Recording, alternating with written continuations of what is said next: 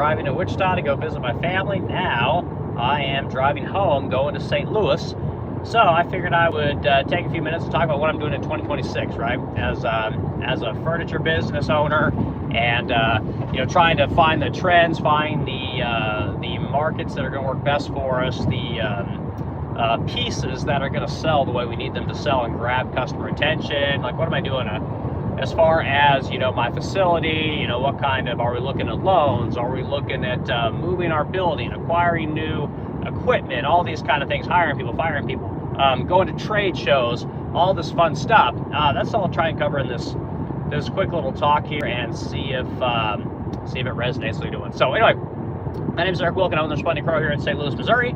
And of course, I'm driving back to St. Louis at this point. But we got about 8 employees. We do small 7 figures in revenue, and it's a fantastic business. We are a furniture business that makes custom furniture. We sell vintage furniture. We have production lines of furniture that are all engineered out and CNC programmed and have fantastic drawings. And we also do custom projects for people. We do 3D modeling. We do all kinds of fun stuff for our customers in order to grab sales. And it's a good business. I love it. A lot of skills, a lot of things you got to learn. But it's been a great business for us for about the last, going on 10 years at this point. And I wouldn't go back to working for somebody else. This is all I really want to do. It's hard sometimes. And this year was pretty good. We had great sales. We had decent margins. We actually made money this year, which is always nice. And we were able to give out bonuses to people. And it's been a good year, So 2026, I think, is going to be an awesome year. I think 2026 is probably going to be better than 2025. And I just see nothing but smooth sailing in the next couple of years, I hope, But, things can change. Shit happens.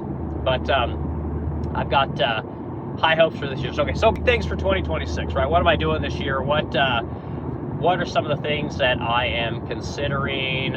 And for starters, the big thing that I'm probably considering this year is I'm considering moving my business, right? So I've looked at a lot of different taxes in states. I've looked at a lot of incentive programs in different states, and I'm considering at least digging into moving my business from the state of Missouri into the state of Tennessee, or potentially the state of South Carolina, not because I necessarily want to move, but because these states are literally giving away hundreds of thousands of dollars to small businesses, especially if you're a small business that is in the manufacturing space, and a small business that is not new, right? You're a seasoned business, you've been around for a while, and we kind of fit this perfect template to move our manufacturing facilities from St. Louis, Missouri to a state like Chattanooga, Tennessee, or even Nashville.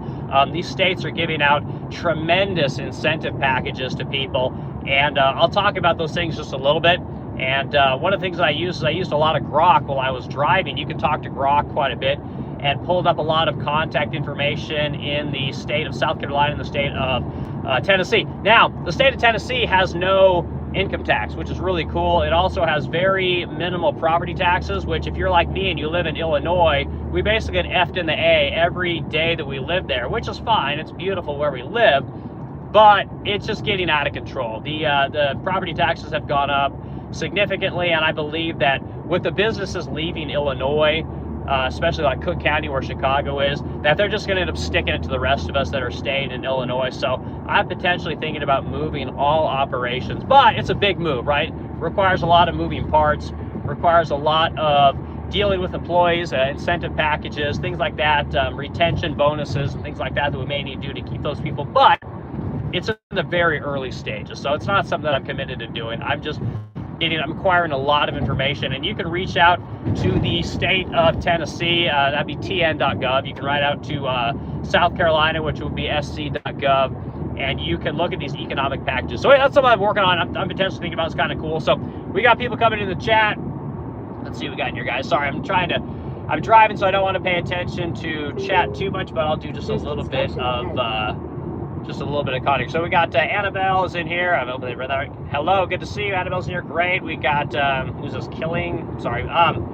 You're the worst. Yeah, it could be. I'm the worst, but whatever. I talk about furniture. I talk about the furniture business. I talk about making money in furniture. I talk about the difficulties of finding people, training people, turning revenue into profit, all these kind of fun things. Talk about the business of making furniture, transporting furniture, all these kind of fun things. Some people like this content, others don't. Some people just want to be entertained, and this is a little bit of entertainment, a little bit of knowledge, but it's just got a real conversation for someone about what it takes to really run a furniture business. I believe that we got a lot of people on YouTube today that are they're just kind of showing the fun side of making furniture, making furniture, getting sponsorships, having subscription programs, kind of stuff. I don't do any of that shit on this channel. We just talk about furniture, the game. I answer questions for people that actually want to know what it takes to start a small business in America today and actually turn that thing into someone that makes money, right? Maybe you want to start a business, something you can give to your kids, right? You want to hire your kids. You want to do stuff that lasts kind of generationally instead of just constantly working for the same corporation year in and year out. Maybe get your kids on as an employee at your corporation, but my goal is to get my kids into my business, right? Get my kids to be able to do what it is that I do, which is make furniture, manage people, deal with problems, figuring out the business of being in business, right? Very difficult to do, but it's fun. So yeah, so we got Annabelle in here. We got, who is this? Killang in here. We got K Lust Fan in here. Good, glad you're all here. Glad everyone's here. Damien's in here. Damien, good to see you. Damien's bonjour. All right, dude. I did a job with a French company on some 787s. For you guys that don't know, my background is in aerospace. I was an interior design engineer. I was a furniture maker. I did a lot of R&D work. I did a lot of military work. I did a lot of defense work, stuff like that. A lot of private jets, a lot of BBJs. Whatever you can think of, I pretty much did it all. But I parlayed that into making furniture. So my wife started a paint company, painting vintage furniture out of her garage. Met me. She moved out of her garage into a small, like industrial space, and turned that into something. Met me, so I started building things for her, helping her run this company. I helped her with the operations side. Now she handles the business side, the sales, marketing, dealing with customers. I handle the ops. I handle making furniture, getting CNC programs made, the growth of the business we both kind of handle. But it's fun business, guys. So anyway, that's kind of what I do. But Damien, good you're here. Or, excuse me, glad you're here. And then, yeah, so is Damien. See, do you speak French? No, I don't speak French. And honestly, dude, like dealing with the French people when so I dealt with this French team in New Zealand, right? So I'm an American. I fly out to New Zealand to deal with a company called New Zealand Air. And New Zealand Air was kind of the fab company, and the French company, which I cannot remember the name off the top of my head right now, I believe they were contracted by Virgin Atlantic, if I'm not mistaken. And they were kind of dicks, to be honest with you. I mean, they were cool. We all got along fine. They weren't as laissez-faire as the rest of us were, which is hilarious because the French, literally have that term. But they were cool people. They were just not as, like I said, not as friendly as I think the New Zealand were. The Kiwi people they're so friendly. And that worked out great. I mean, anyway, that's what I'm going. So, 2026, guys. So yeah, so looking at potentially moving my business for tax advantages, for incentive advantages, things like that. Other things that I'm working on this year, the furniture that I'm probably going to delve into more than anything is probably going to be vanities, right? So last year was a little bit more of maybe interior pieces like living room sets and bedroom sets and stuff like that, dressers and credenzas were kind of the big thing. This year, it's going to be a lot more vanities. I think the money is in vanities. We probably sell 50, maybe 75 vanities a year of all different kinds. So people already like the vanities that we make, but we have several vanities. There's kind of duds. They just kind of aren't selling, so we'll probably pull those from our website. Introduce some new pieces like demi-lune stuff, which is going to be your like, half circle type furniture. And there's some Asian-y or chinoiserie pieces that my wife wants me to build. So we'll probably build that stuff and introduce it as new pieces. So that's going to be a big thing this year. Other things we're doing, and this is great for anybody that, like I said, wants to get in business or has a business. I found a way to save a ton of money this year. So one of the things that I did this year was I started kind of going through our product, not our product line, but the materials that we use for making furniture, plywoods, hardwoods, sandpapers, primers, paints, acetones, you know, lacquer thinners, just whatever, gloves, all these particular products that we use that help us to get our furniture from, you know, being just plywood to be an actual piece of furniture. I looked at things like shrink wrap, all this stuff, and I started kind of going through my vendors and doing a lot of price shopping, and I ended up saving a shit ton of money. And I'll tell you guys where I ended up saving the most money. So one of the things that was really wild was, so over the years I've really leaned on the company Sherwin-Williams to provide me with paint, you know, gloves, tapes, you know, masking paper, sandpaper, just like you name it, they would supply with pretty much everything. Well, over the years, their products have just gotten really expensive, and I hadn't paid too much attention to it. And starting, you know, the end of 2025, I started doing a lot of price shopping and really seeing what my other vendors could sell stuff for. And here's some of the stuff that really are going to save me a lot of money in 2026. So I was buying acetone from Sherwin-Williams. This acetone, you know, I'm buying 5-gallon pails essentially, or buckets, whatever you want to call it. And it was running me about $15.80 a gallon, which is pretty pricey, really. And so anyway, I talked to another one of my vendors, and they asked me if I'd be interested in buying that acetone in 55-gallon barrels. You know, I was like, well, yeah, I'd be interested, but there's a lot of compliance stuff that you have to deal with. So I went ahead and got pricing from them. They were able to sell me 55-gallon barrels of the same acetone for $6.07 a gallon, right? So you're talking, like $8 or $9 a gallon in savings, right? So if I go through 100 gallons a month, which I can easily, that's you know, $800 or $900 a month in acetone savings, which is kind of a big deal. So there's a big bucks there, right? Now on the paint side, we have sprayed Sherwin-Williams nitrocellulose lacquer for years at this point, because it's the shiniest, it's really the best product that's out there in my opinion. We also spray a lot of Mohawk. Mohawk's great. Their product's kind of pricey and it's not as shiny, but a great product. It dries faster and it's more consistent than I would say Sherwin is, right? It dries every time. There's no little imperfections or paint fails, things like that. So Mohawk does have a great product, but again, not as shiny. So I talked to another vendor about paints, and they had a paint from a company called NL Campbell, right? So NL Campbell is actually owned by Sherwin-Williams, but it's kind of a cheaper product. Same nitrocellulose lacquer that we would get anywhere else, and that product was running $32.50 a gallon, which is absolutely wild, right? So we're paying basically $58.50 a gallon for clear nitrocellulose lacquer right now. So we're able to take this NL Campbell product, we're able to spray it as a base coat because it's nitrocellulose lacquer, and it it works with all other lacquers just fine. It melds into itself when you're spraying your additional coats. And anyway, so now all of our base coats are costing $32.50 a gallon as opposed to $58.50 a gallon. So we're saving something like $25-26 a gallon there. So again, if I go through 100 gallons a month of paint, you know, say 50 of it's going to be this new paint, you're talking about all this savings, whatever, $25-26 a gallon on 50 gallons. There's another, you know, whatever, $1,250 a month in savings. So you're talking about saving, you know, $2,100 a month in savings just on those two products. So like I said, there's real savings there going through all these products. So now I'm going to look at my, you know, the rolls of sandpaper. I get the 6-inch, 5-inch, triangle, rectangle sandpapers, all these different sandpapers that I use. I'm going to look at price shopping all of these products, and in doing that, I hope to, like I said, I hope to be able to save $2,500, maybe $3,000 a month in products by doing a little bit more aggressive shopping, stuff like that. You know, so there's big savings there. So that's one of the things I'm going to work on. We also saved a bunch of money on our general liability and workman's comp insurance.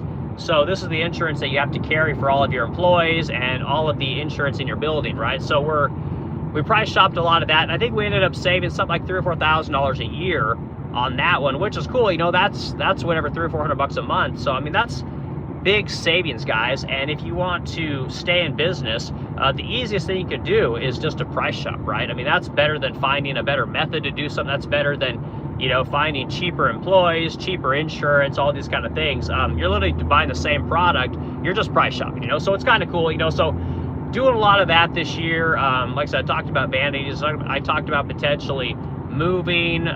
There's all kinds of things. So other things we're doing, we're going to purchase our first CNC router this year, which is going to be really cool. I've done a lot of price shopping and looking at different machines and different kinds of financing. And it seems to me, according to Grok, the best way to finance a $24,000 router is to finance it over 5 to 7 years, take the bonus depreciation that you get from immediately buying that machine, which would be $24,000, which is fantastic. You know, pay whatever $300 to $500 a month on that machine for a couple of years, save your cash flow, get that machine up and running, learn how to use it, get really good with it, and then that machine will start making you money a lot faster, and then you can pay that machine off quicker if you want, with the added cash flow that hopefully you'll have from the increased revenue, right? So way to look at the benefits of our CNC router is I sell, you know, whatever, I sold 42 Zane credenzas last year, right? This is the same cabinet being built. Now, my cabinet maker or myself, we generally cut all these parts out. We'll try and cut them out in batches, but every time you cut out one of those cabinets, you got to figure it probably takes you 2 to 3 hours to make all of your rips, all of your cross cuts, to do all of your routing of your different kinds of dados and stop dados and things like that. So if we could put that particular part set on a CNC router and cut it out, we can probably save, I mean, a minimum of an hour, I would imagine. I mean, say we could just cut it in half. Say we save an hour and a half, right? So an hour and a half over 42 pieces, you know, do the math there, right? You're looking at whatever 60 some hours that you're going to save. 60 some hours if your shop rate is $75 an hour, right? So that's basically another 2 cabinets a year that my furniture maker can build, you know. So there's something there. It's really cool. So if my furniture maker makes, you know, whatever, you know, I take it back, it could be upwards of 3 cabinets. I said that incorrectly. So if he makes 3 Zane credenzas that are 80 inches that run $6,000 a pop, right? There's another $18,000 in revenue that I can bring in. You know, so you guys kind of see how this stuff works. And it could be even more savings on different kinds of furniture, whether it's, you know, we make a lot of vanities. If we make 30 or 40 of the same vanity every year, you know, again, CNC routing out all those parts. I mean, we could, again, cut maybe an hour or two, something like hour and a half, you know, off of cutting out parts. So, you know, I hope you guys see what this kind of means. It's, there's a lot of big savings there by buying this router. So I think that's going to be a good thing this year. So yeah, I got that coming up. You know, other things that we got coming up. We're looking at potentially going to High Point this year. High Point would be a cool place. That's where you want to go if you want to sell expensive furniture to people. So you're going to have a lot of, what's the word I'm looking for here? Qualified customers at High Point. High Point is in North Carolina. They do it, I believe, in April and I think September, October. And this is a place where you're going to have a lot of people looking to buy. These are buyers. These aren't people just kicking tires and just kind of seeing what's out there. They're actually looking to purchase things. They're looking to buy. And you can really get a lot of great exposure from people that are in the design space. Now, the way that we've grown our business is predominantly through designers, right? So we have a large collection of designers all along the East Coast, in states like Texas, Florida, Connecticut, Massachusetts, these kind of places, New York, and these people are constantly buying furniture from us, which is fantastic, right? You go to High Point, you're going to get exposure to probably 100,000 people that are what we call qualified buyers, right? These are people that are actually in the space to buy furniture and can buy your furniture. They have the clients and the capital to buy your stuff. So that's kind of a big deal. So we want to do that. I don't know if I'm going to hire any people this year. I don't have any plans to hire anyone. I think that we can grow our business and grow our revenue and margins simply by updating our equipment. You know, I don't think that it's necessary to buy. I don't think that we're going to, you know, double our sales this year, but if we can grow 10, 20% just with new equipment, you know, that's an additional, you know, probably probably $200,000 a year, maybe $250,000 a year in revenue, at a 30% profit margin. You know, that's big bucks, right? You know, that's whatever, $40,000 to $50,000, $60,000 a year in our pocket in profit. You know, so those are some of the things that we're looking to do. And again, I don't know if this resonates with people, but I figured I would kind of throw it out there for you guys just to kind of understand what an established furniture business is doing, the kind of things that we're looking at. And you know, if you guys watch this thing, you know, hit the like button, add the subscribe. Another thing is we'll probably hit our 3,000 watch hours on our YouTube channel this year. which means that this will be monetized, right? So we'll have monetization on Instagram, Facebook, and potentially YouTube again. So that'd be kind of cool. That's, it's small peanuts. It's not a lot of money, but there's probably, I don't know, $1,000 a year that comes from all the social medias, and maybe we'll end up growing the social media this year. I have no idea. Some of the things my wife really wants to move into that she's talked about is she wants to do a lot of what are called paid posts, right? These are sponsorships. These are things that these are things that you can put into your posts that are basically paid for, right? So if you're a furniture company like myself, you're redoing a room in your house, maybe you want to put blinds in your house. So you can reach out to a company that does blinds, and then you can go ahead and essentially they'll just give them to you for free, or they'll pay you to make a post about them, and there's money to be made there. And there's as much as $5,000 to maybe $10,000 in revenue there, and that's all gravy money, right? You just have to do a post for something that you're already doing, and they pay you for it. So that's kind of interesting. So we started that last year.